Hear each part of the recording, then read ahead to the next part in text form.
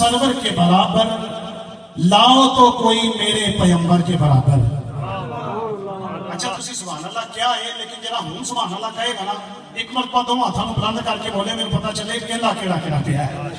شاید لکھا ہے کہ محبوب خدا سید و سرور کے برابر، لاؤ تو کوئی میرے پیمبر کے برابر، لاکھوں ہیں زمانے میں سکندر کے برابر، کوئی نہیں آقا تیرے نوکر کے برابر۔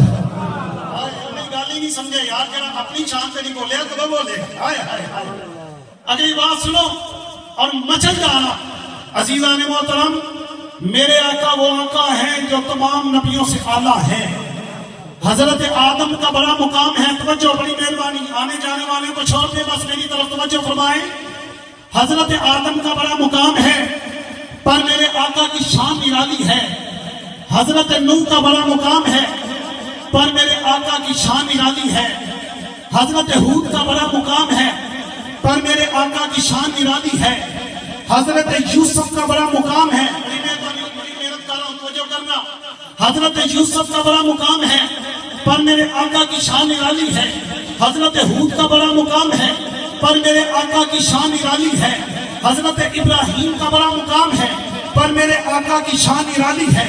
حضرت اسماعیل کا بڑا مقام ہے پر میرے آقا کی شان نرالی ہے۔ حضرت یونس کا بڑا مقام ہے پر میرے آقا کی شان نرالی ہے۔ حضرت یوسف کا بڑا مقام ہے پر میرے آقا کی شان نرالی ہے۔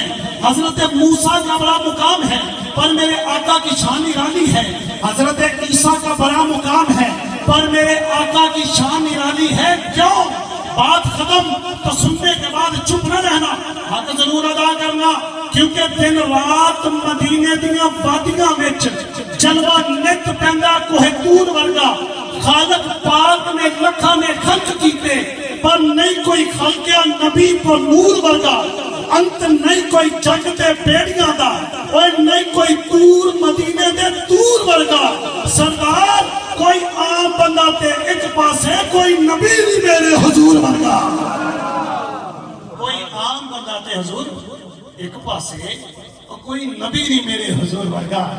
عزیزان محترم، میرے پاس کیا الفاظ ہیں، چھوٹے چھوٹے الفاظ آپ کے سامنے پیش کر رہا ہوں، بس مختصر کرتے ہیں۔ آئیے، علم و حکمت کا سرچشمہ، ایک ایسی شخصیت الحمدللہ جو ڈاؤن ٹو ارتھ ہے، خالق کائنات نے خوبصورت مزاج کے ساتھ ان کو نوازا۔ مقرر شرعی بیان، فخر اہل سنت، فخر پیکر اسلام، میری مراد واجب احترام، لائق صد احترام جناب امام عادل صاحب سے گزارش کروں گا آپ تشریف لائیں۔